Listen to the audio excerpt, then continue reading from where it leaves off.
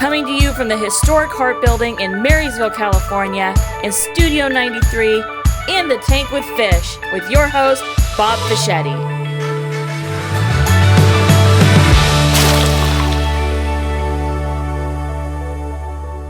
This is a special edition of In the Tank with Fish because I have wanted to talk to James Gallagher for a long time, just because of who he is, what he represents. I really feel like we're going to get a chance to see how he is hometown, but can think much larger than that. So that's what I'm going to talk to him about on In the Tank. Remember to like, share, what all that stuff you're supposed to do. How are you doing, James? I'm doing great. It's good to be in the tank. Finally. You're in the tank. You know? So good to be with you, Fish. So have you lived in California all your life? I have, yeah. Born and raised right in this area. Grew up down in the East Nicholas, Rioso area. Farming family. We've been here, I'm sixth generation. So wow. We came here and we really liked it, and we stayed here for quite a bit. Yeah. It was a good fit, right? It was a great fit. So I love this area. I mean, I just, it is home. And so I have to ask, did you grow up did you go to East Nicholas High? I went to East Nicholas, go Spartans, and proud graduate, class of 99. And man, a lot of great memories growing up. I mean, growing up on the farm, getting crawdads out of the fields, building forts, doing all that kind of stuff. I had a great childhood. My parents, were, just awesome individuals. My dad's a farmer and he's still going out there. Hard to pull away from that. And then does he call you once in a while to buck hay? He definitely doesn't hesitate to give me a call and give me a piece of his mind. And go, hey man, what in the heck is going on? But yeah, I mean, they gave me a really great start in life. My parents are some of the most important parts of my life. His family's always been really important. Now I'm raising my family in this community, and we love it. My son's actually starting his freshman year at East Nicholas. My daughter is going to start her senior year at East Nicholas, so they're continuing the tradition. So I had Mother Goose Preschool, and we had a director there that was from out there, and she said, if you're in East Nicholas, everybody knows everybody.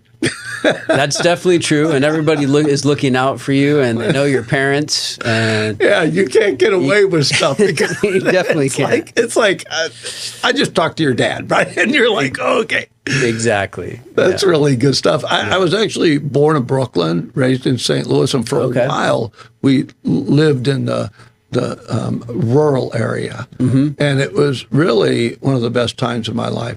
And I ended up working on farms and doing stuff like that. I actually worked on a hog farm. Okay. A chicken ranch. That was probably hard work right there. Man. I tell people the hardest job I ever have, I don't care what anybody says, is bucking hay. Yeah. I don't know anything harder than that. That is definitely one of the tough jobs, and have friends that's how they'd get in shape for football, right? Oh, yeah. It was, bucking hay, that'll make you strong. That's for sure.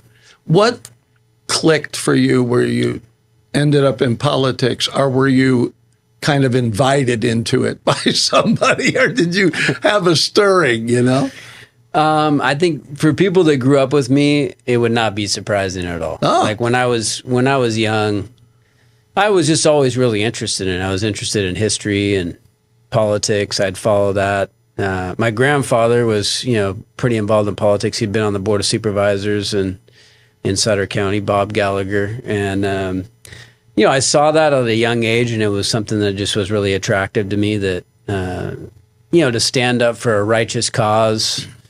I'd read biographies, like, for example, about like Abraham Lincoln and his upbringing and, and the foundations of our country. And those things were just, to me, really caught my attention. I had a passion from that, for that from a young age. I'd get into debates and, and in class about politics. I would watch, presidential debates and things like that. I don't think it was a big shock. It's just something I've always really had a passion for.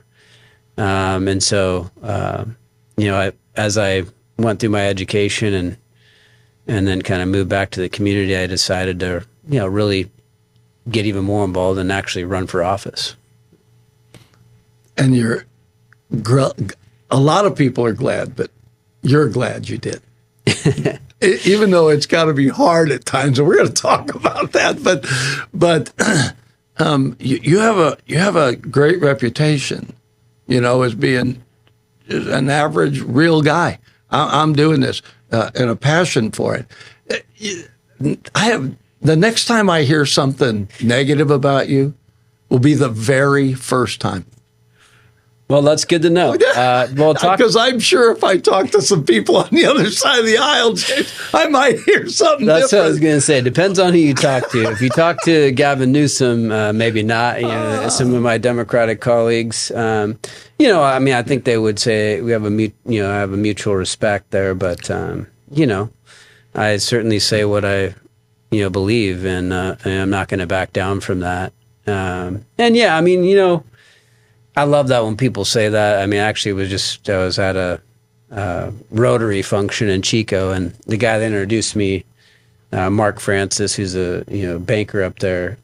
One of the things he said, he goes, James is a regular guy. That's it. And I take that as a huge compliment because, I think that in this job, you've really got to stay close to everyday regular people, and kind of understand what's really going on. And I've always tried to really approach it with a humility and with a stewardship ethic, that, hey, you're in this role, people have given you this opportunity, so, you got to take it seriously, and you got to approach it with the right, mindset, that, in this period of time, you're a steward, you got to do it well.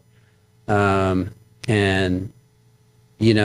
have people also that I think help keep me humble, and I mean, God, keeps me humble. I think, growing up, there were times when I get a little cocky, and that was usually when I had my fall. Exactly. I can relate to that. I started learning that, I think I remember like one of my earliest memories, we were tubing out on the lake or something, and I thought I was pretty awesome, doing a great job out there, staying on this tube, standing on it, that kind of stuff. And then my uncle was like, "Okay, son, I'll take you." My uncle did some loop-de-loops, and I went flying off of that thing. And it's like, okay, it's time to take it down a couple notches here, right? And things like that. But I definitely think that's important, especially in politics, because there's a lot of egos involved, and I don't know if that's necessarily a good thing. It's better if you kind of really approach it with, hey, we're here to serve. We're here to, do the right thing and find out what the right thing is to do, and then go execute it. I was a pastor for 30 years and evangelist before that. And you mentioned two things I think are so critical. And one is if you've been given something, you do have to steward it well, because not everybody gets to do that. Right. And the second thing is humility. And I certainly have had the Lord intentionally help me stay at a place where I could be effectual. Right. And so in politics, it does seem like there's a correlation between getting arrogant and then forgetting why you're there. Right. What it's for. Why are you there? What was the purpose? And then I hear this, like on the news and that, it's like they've disconnected with your average person. They don't know what they're thinking. Right. And I could see how that could be a real challenge if you don't stay grounded. That would be a challenge. And I'm sure you watch people come in. I remember Newt Gingrich saying, "Man, we did the contract with America in 2006, and he said, we blew it. because we got in and we didn't do what we told them we'd do, which I thought was a pretty humble thing to say, right? But it's like, okay, well, if we acknowledge that, let's change that, right?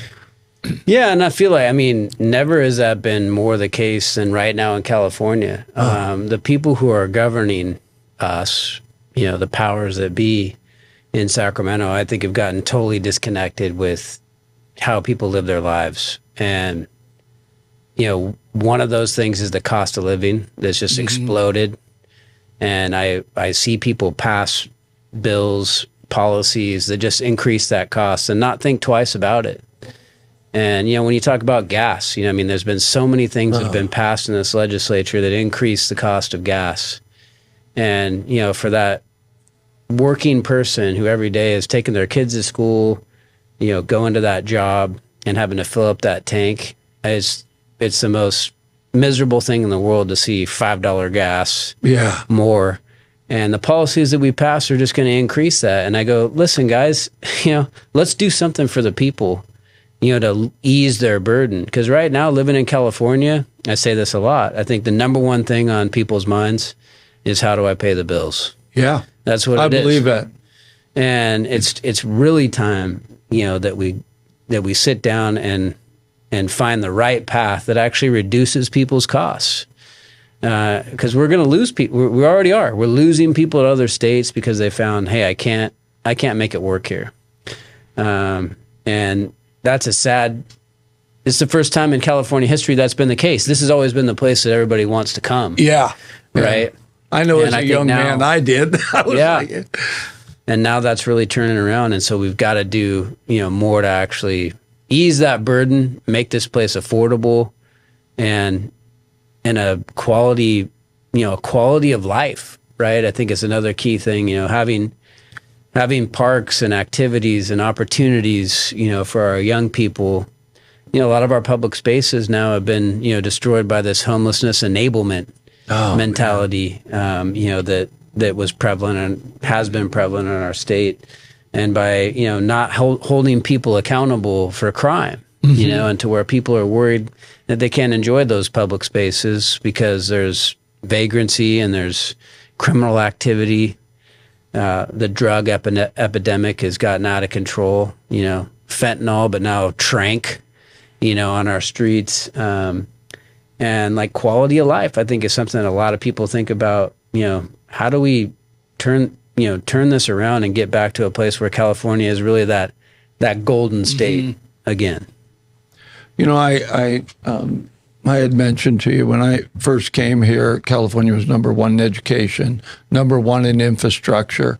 And I was thrilled to be here. That was 1973. Right. But I have seen change over the years. And to be honest with you, not always good change. And I look now, and if it weren't for the fact that gentlemen like you and some others that are willing to fight the battle and say, you know what, enough, we live here, right? This is important to us. And, honestly, James, I had thought about leaving a few times, but I'm embedded here. I feel like this is where I'm supposed to be, right, doing what I'm supposed to be doing.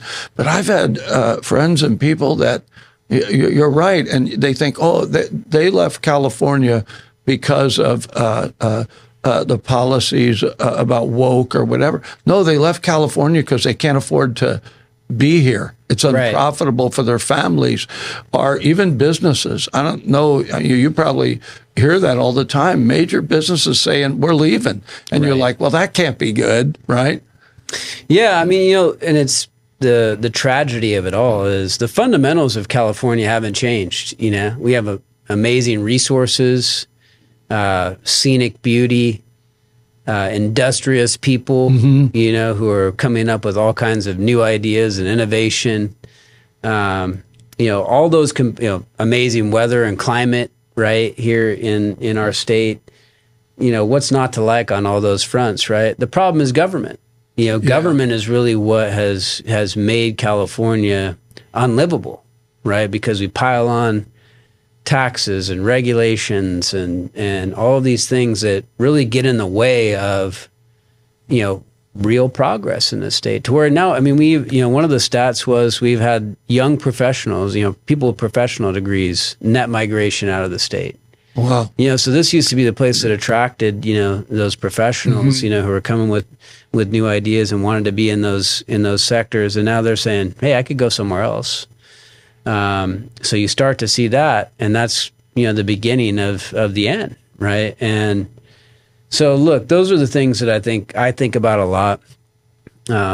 Because this was, just like you came to this state and you found great opportunities here. That's how it was for my ancestors, right? And I think about that a lot, the generations, that have come through here, where California has been that land of opportunity, and it needs to continue to be so. Yeah. I mean, that is, that's always been the greatness, of our state. And I just want to make sure that my kids, and the next generation is going to be able to have those same opportunities. And that's a big part of why I do what I do. Yeah, and I think that we live on an island. You can't leave here and not hit ag land. Right. I mean, it's like, so in a way we're insulated. But when you talk about government, it's not. And there's a couple of things about government I want to ask you. And one of them is, and I don't want to sound like, anyway, I'll just ask you. So it would appear to me that our state government is imbalanced, right? That the one side, it's like the Democratic having a super majority. It's like, how do you get anything through? How do you get anything done? But you got to stay and fight because somebody has to. But how did we? Honestly, is there an answer to how we got that imbalanced?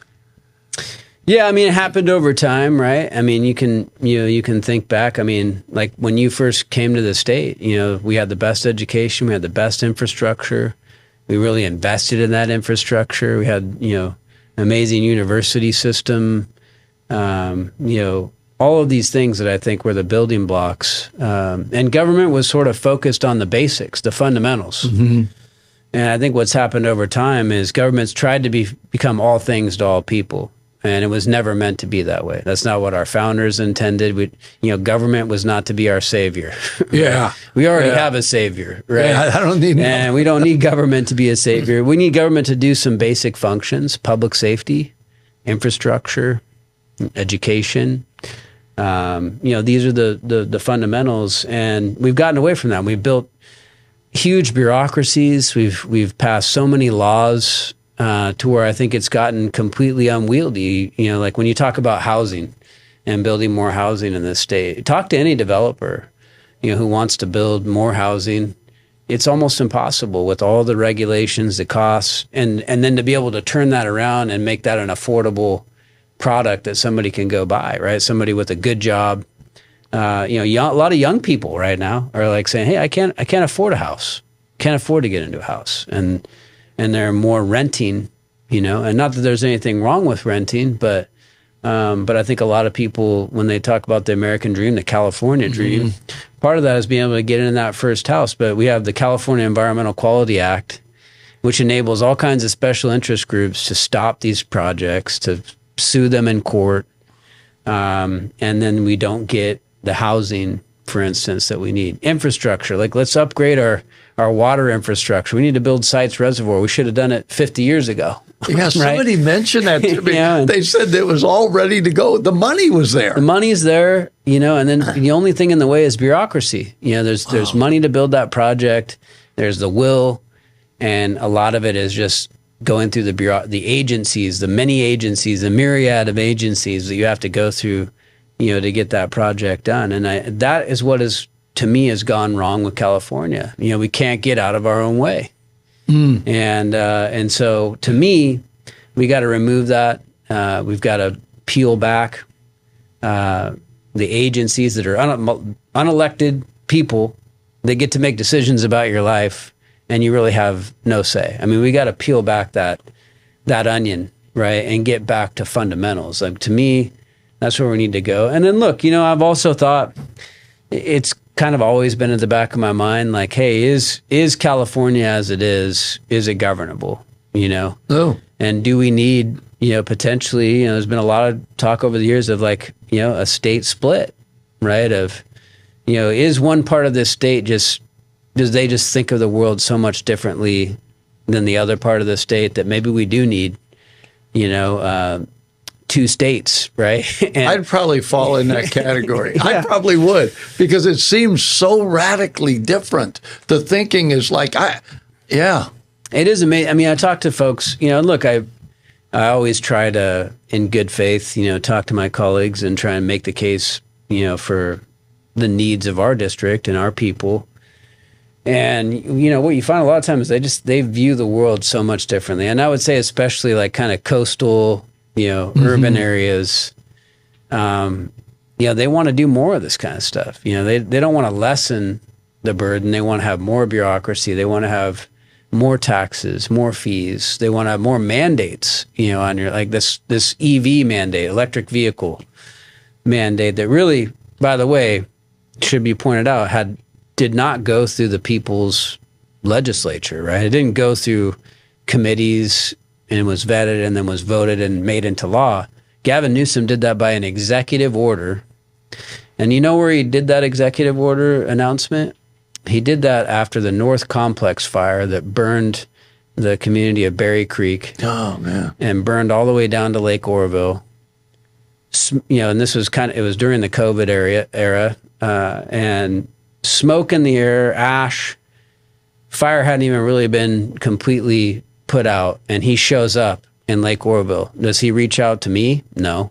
Does he reach out to Jim Nielsen, who was a senator at the time? No. Does he reach out to the sheriff of Butte County and the emergency responders? No. He shows up there with the assemblyman from Beverly Hills and does a press conference where he said, the reason we're having these fires is because of climate change. It's because you drive a car. It's because we're driving too many gas-powered cars. And so today I'm announcing that I'm going to, ban the sale of gas-powered vehicles by 2035. Now, first of all, that's undemocratic. It didn't go through the legislature. It's just one-man rule, and we saw that during COVID, and certainly, go on and on about that. But that's where that came from. And so now all of a sudden, we're going down this path. CARB is passing all these rules that are, ultimately going to outlaw your ability to drive the car that you need, that is more affordable than an electric vehicle. And by the way, like, where's the charging stations? And then, by the way, where's the electricity coming from? Because we don't have enough going through the grid to power our air conditioners in the summer, let alone, charge all these vehicles. I mean, like, there was no thought, no foresight put into that. It was just agenda-driven politics. Now, luckily, that got stopped just here recently because the Congress, our representative, Doug LaMalfa, Kevin Kiley, our congressional delegation really pushed this, that, hey, we at the federal level can stop this. We don't have to give them the waivers at the federal level that it requires. They did that and sort of finally stopped that in its tracks. That's a really good thing. But these are the kinds of things that a lot of folks, they wanted to ban, they already did. They banned, you can't have gas-powered lawn equipment, right? And blowers and 2-cycle motorcycles. And they want to keep doing this kind of stuff that really hurts people in our area because, look, we're a resource-based economy. We need gas and diesel to run trucks, to move food to your table, to run tractors and equipment. There is no electric, any of these things that gets it done to bring food to your table. And if there is, you can't get it. People that have tried to order, for example, electric trucks, they're not available, right? So, all this stuff but that is a mentality that you see more and more, I'd say, in urban areas on the coast. And it's just a total disregard for how we live our lives in inland California. Is there a disparity, James, between the way the rural community thinks and the way the urban community thinks? Because they have different needs. Right. And is it come to a place where the rural area's needs are just not being considered at all? Very seldom. I mean, I would say we've had some victories. We've, for instance, gotten more funding into wildfire prevention but we had to pretty much shame them into doing that. That's what I said. I mean, in the 2021 cycle budget, we had just had that fire, like I was telling you about, and I said, look, if we're not going to do this, after we've seen these devastating fires, I can't understand, and we pushed really hard, made a lot of hay about it, and we got $1 billion investment that year in the budget. Gavin wanted to cut that in half in his May revise, but we pushed back and we got $1 billion investment. That was a great day. But ever since then, they've cut that budget every year. And so they kind of have these awakenings and then they forget. And then I think, I had a colleague who once said, on the coast, they have an electrons-based economy, right? And in inland California, we have a resource-based economy, right? We need, we run off of, fossil fuel and, we grow things. We have materials that we're, for instance, timber that we need to take out of the forest to make them healthy, but also as products that people need, food that we grow, water, all these things are more prevalent, right, in the inland part of the state. And on the coast, like a lot of it has been replaced by this sort of electrons economy, the iPhone and the, it's and all of those things, tech, which are all good things, but, you're not going to get any of that stuff without having the resource-based economy. Yeah, exactly. That produces a lot of those things. I mean, the war on oil, right? I mean, we have this crazy war on domestically produced oil where we're shutting down, oil production in Kern County, where most of it happens. And to do what? To make us more reliant on foreign oil that comes from dictatorships like Ecuador and Venezuela. It makes no sense. We should be producing our own energy right here. We have natural gas. We have much cleaner burning natural gas plants that provide us the baseline power that we need. There's so many things that we could do with our own resources, but we're actually trying to shut that down and the jobs that go with that. It's just a backwards way of thinking about things, and it's cost us. It's cost us, in our cost of living, and it's cost us in, way of life and jobs that people really need and rely upon. And I don't understand it. I'm hoping that we can turn back away from that. You've seen some of that. Like Gavin doesn't talk about it a lot, but he seems to be trying to, now that he knows that some refineries might be shutting down and the price of gas might shoot up, he's kind of silently backing away on some of these things.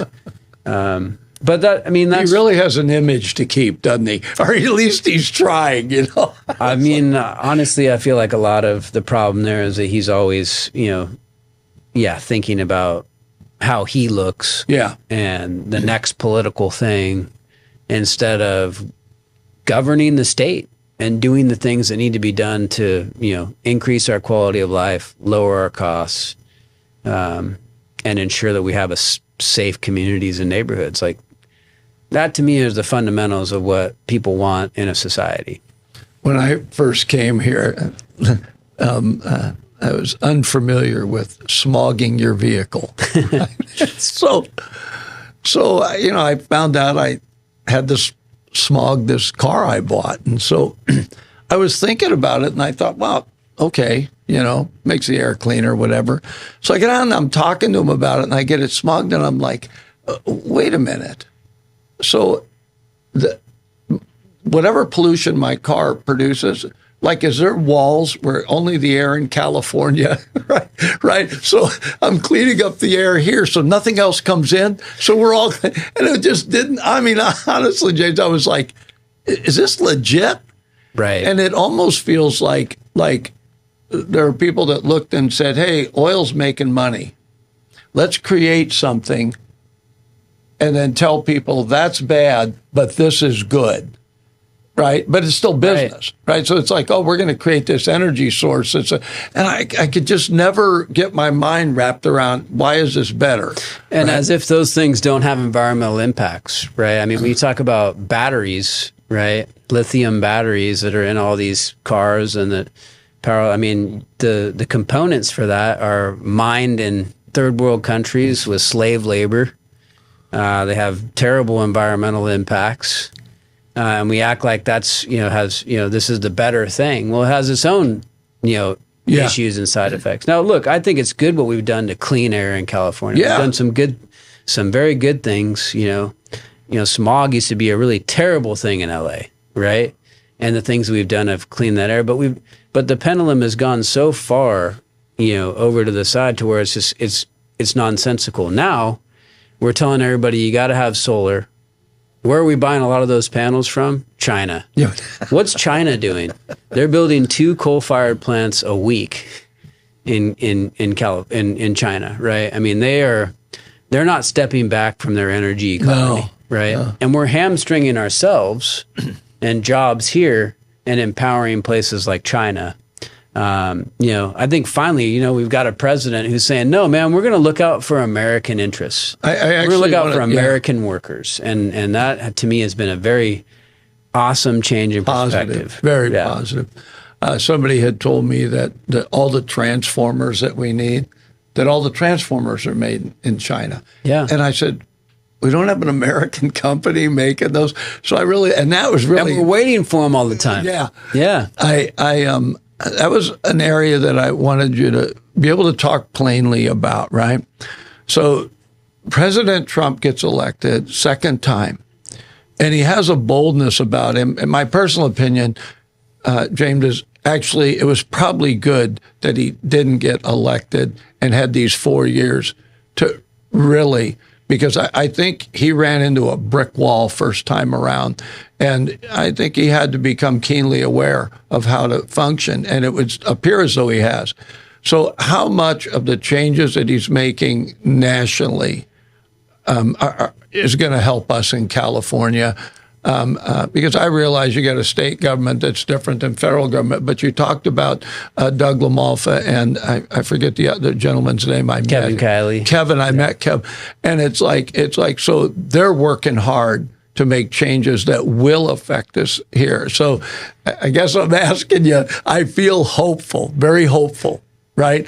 Yeah. And so at the federal level, are there changes that are going to affect us? Yeah, I mean, to kind of the earlier point, we're finally using our own American energy, right? Which is more affordable, it's abundant, and we're finally starting to utilize it instead of shut it down, which we had under the Biden administration, right? So that is going to lead to lower energy prices, which is huge. It's something that we definitely need. Trade. A lot of people at the beginning, oh man, this tariffs thing is going to be really bad for us. In fact, it's turned out to work pretty well. Extremely well. Because we finally said to trading partners around the world, we're not going to let you take advantage of us anymore, right? China and others, we're not going to let you take advantage of us. Like, we're going to make sure that the American worker, American manufacturing, all these things are protected. And then we get better trade deals. One great example is one we know well, rice. Here in California, we've been a rice growing, capital of the world, right? Yeah. And one of the areas that's been hard for us to get into is to get more rice into Japan, where it makes a lot of sense. We're growing a high quality rice that they like, but they have tariffs and barriers for us to get into that market. Well, right now they have a shortage of rice that they've grown, so they need more rice. And they like to sell cars, as you know. Yeah. And, Trump utilized that and now has gotten a trade deal. It's still being worked out, the details, but a trade deal where we're going to be able to get more access to that rice market. And they in turn want to continue to have, the opportunity to sell their products in America. And it's a more fair deal, right? That will be good for, Californians, California farmers. Right now we have a low price of rice, and the opportunity to get into some of these other markets will actually increase that value, right? I have to laugh because I lived in Japan for 3 years. It was one of the places I was stationed. I met my wife there, and she was from here. And the Japanese loved it. You could give them a 5-pound bag of Calrose rice, and they thought you were giving them. I mean, it was like, and I asked my wife about it, and she said, we have the best rice in California. I said, it's Japan. They grow rice. And it's like, but there is this. They love the rice from here. So when you said that, I went, wow, after all these years, that's still true, you know? They do. And, it's a tradition. It's part of tradition in Japan, right? I mean, rice is very central to their diet. They take a lot of pride in how they grow their rice and the quality of their rice. And one of the things that we found is that, they have seen that California grown rice, Calrose, as you mentioned, is a very high quality. It meets their standards, right? It meets their high standards. And so there's a win-win here. And that's what trade should be about. Trade should be about win-wins and how do we both benefit, from a trade deal. And so, look, I think that's actually been very beneficial. Despite all the hype about, tariffs and this, it's actually worked out really well so far. And it's helped us to get better deals, trade-wise. It's protecting American jobs. Would you ever imagine that Apple would say, hey, we're going to make a $6 billion investment in America? It rocks. To me, that just rocks to see that happening. They're bringing back jobs and investment to our country. And that's what should have been the focus, from the very beginning. We definitely didn't have that under the Biden administration. No. And I think you're right. I think that, President Trump learned a lot in his first administration and now has brought that to bear in his second. Like he's moving with lightning speed, right, on all these fronts to address these issues: energy, trade, jobs, investment, and next we got to get lower interest rates. I know he's working on that. I know. I think everybody would certainly appreciate that too. But in order to do that, you got to battle the bureaucracy, and he's taking it head on. He's saying, look, we're no longer going to accept that, and we're going to get people out, and we're going to put in people who will get the job done for the American people. I am very grateful. There is a question I wanted to ask you about California and voting. I'm very grateful that there was definitely a voting trend that people that probably nobody would have thought in California would have voted for Donald Trump. The media would tell us that's not going to happen. And yet there was a huge number of Californians that voted for Donald Trump. So as a Republican, I guess my question, James, is do you feel like that's going to make a difference at the midterm? Those same people are now going to be looking to the ones that we have representing us here in the state. You think more people will vote Republican? I do. And I mean, when you delve into what you just described, it's very interesting. Donald Trump didn't necessarily increase his overall percentage statewide. But when you look, what is amazing is where he made great gains. Latino voters voted in much significantly larger numbers for Donald Trump. So much to the effect that one of the largest, Latino communities is in Imperial County, at the very bottom of the state. It voted for Joe Biden in 2020 by 20 points. In 2024, it voted for Donald Trump. It had that big of a swing, 20 plus point swing. We also elected a new assemblyman down there who's a Republican by the name of Jeff Gonzalez. And so we're making great inroads and gains with Latino voters. That's huge. And the other thing that we saw is actually in some of these urban core areas, urban Los Angeles, and these urban parts of California that normally have been voting Democrat, they voted, and there's big shifts and swings voting for Donald Trump, right? And I think what you're seeing is it's sort of it's a realignment. A lot of people talk about realignment, and what it is I think it's working class people, right, who are tired of the same old politics. The people who lie to them, say we're going to help you and do all this stuff, but then their policies actually hurt them, and more taxes on them, less opportunities. And they said, no, we want what this guy's talking about, because he's actually talking about fighting for the everyday working American, right?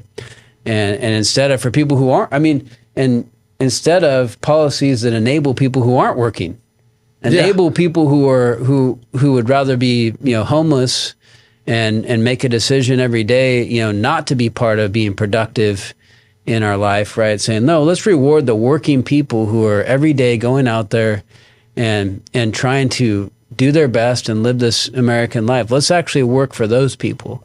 And I think that's a big part of what we saw in this last election. And I think we can continue to, make those gains. But we got to get results. And that's the thing. It's about cutting costs. It's about quality of life, increasing opportunities, and a ladder up of economic opportunities. And I think that's what, the Trump administration's been focused on. That's what we as Republicans in California have been focused on.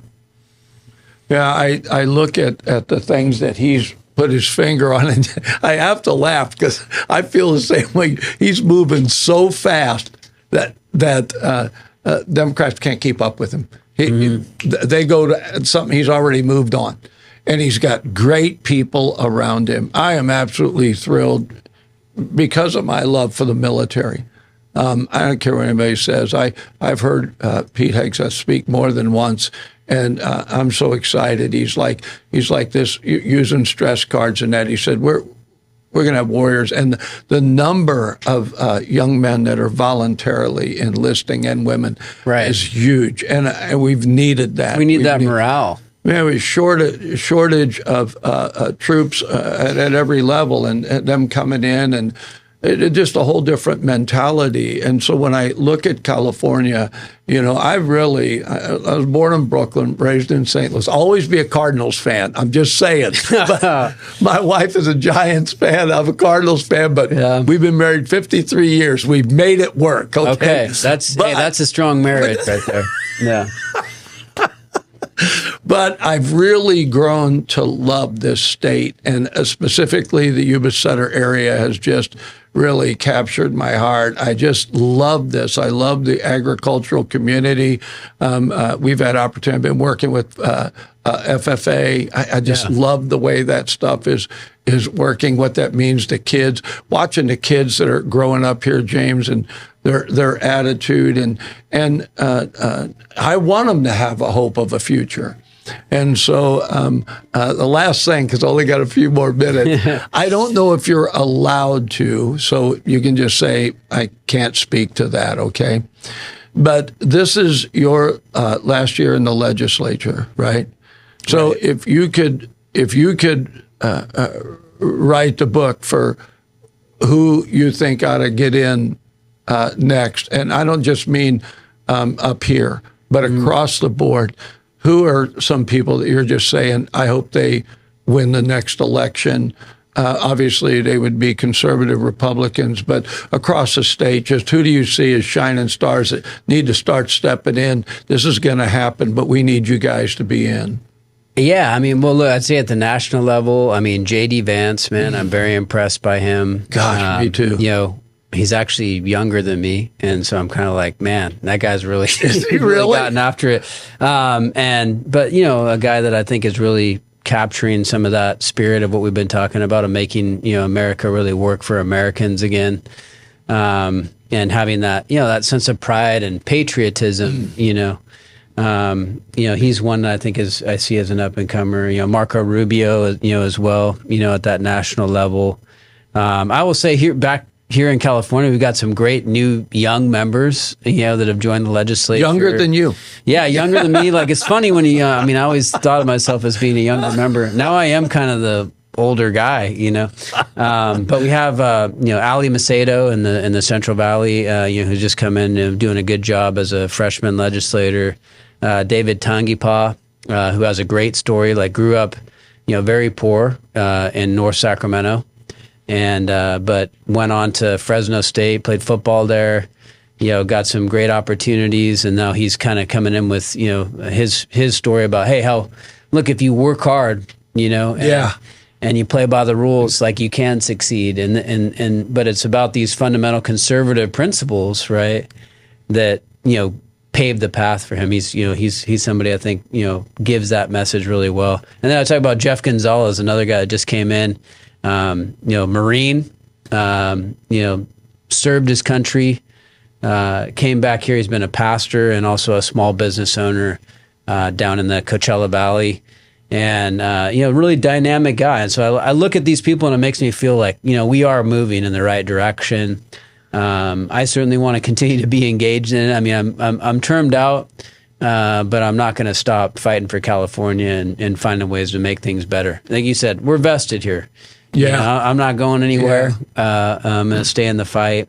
And one thing I do want to highlight for your viewers is this redistricting fight that we have coming up. I forgot to ask you. I was going to ask about that. Would that happen to us here? It's a huge existential threat. I mean, and we should take it very seriously. Gavin Newsom is talking about changing our districts completely for Congress. It's focused on Congress, right? So Doug LaMalfa, our representative, and Kevin Kiley, who represents part of Yuba County, they are targeting both of them. They're talking about changing their districts in such a way as they could combine our area with, say, Marin County, with the coast, and try and make this a blue Democratic district. But more than that, make it so that where urban coastal voices are the ones who control and have the representation over the rural voices that we're used to. That's what's at stake here. And so we need to be really galvanized. We need to get out there and stop this thing. It is probably going to go to the ballot November 4th of this year. And so I really encourage people to, tell your friends, get people out to vote against this thing. It is a power grab. It also is against the will of the voters because the voters decided that redistricting should not be done by politicians, that politicians shouldn't pick their voters and pick their districts. No, a citizens independent commission should do it. That's how we've been doing it, and we shouldn't go away from that just because Gavin Newsom wants to be president. That is wrong. And so, look, there's a big fight that's coming up on this. We're going to go back into the legislative session, and we're going to do everything we can, to thwart it there. But I think it's going to come down to the voters of this state saying, no, enough is enough. We've seen how you've governed, Gavin. We don't want any more of it. Yeah. And I think it's a real time for us to stand up. And so please be paying attention to that. It's coming up, November 4th. Yeah. Well, I can tell you, hanging out with you for a few minutes, you made my prayer life go up, James. Now I got to pray for, the scripture says, pray for those that have the rule over you. I apologize. Thank you, Fish. Yeah. I apologize for not praying before this. Yeah. Well, it's making my prayer life go up too, man. That is another thing that's been really special about serving in this capacity is I've gotten to be around a lot of great people and people praying for me and supporting me. Yeah. So if you go in the tank, you get a cup. All right, man. I love it. Thank you. The tank to get the cup. I'll take this down to Sacramento, and I'll let them know that I have been in the tank and hey, you faced the fish, and I came out refreshed. Right? So. Well, I'm really grateful that you were able to take the time, and I'm grateful for the insight. It's things that I really feel like unity is so important. And only unity that works with humility. You brought those up, and I feel like that's the change that we need. We've seen enough arrogance, and I definitely feel like I don't want and this is how I put it. I want what we got to go out there. I'm not looking for what's out there to come in here. And I feel like this area has been a bit of a safe haven, and I wouldn't want to see anything happen to that. And so I appreciate your efforts and Kevin Kiley's efforts and Doug LaMalfa and others that have said, you know what, we're going to do the best we can in the position we're in. And it is genuinely my hope that there are many people in California, people in the urban areas that have said enough, and that this next cycle that we're going to see a change, even in the midterms. That's my hope, that we'll begin to say we really do there really is a power in my vote. My vote really does matter, instead of this sort of complacent thing that has been put on people. And people get out and get in the vote and say, no, redistricting is, if anything, let's redistrict it in another direction. Let's do Texas here. But seeing let's just have it be fair, fair representation, where all the voices are really heard, right? Yeah. Well, anyway, thanks again for coming in, James. Appreciate it. And Thank you. This has been In the Tank with Fish. And James Gallagher is a different person now. I am. Hopefully he's convinced the person he is good enough. It works for us. Again, like, share, follow, do all those things. Thanks for being with us in the Tank for another adventure.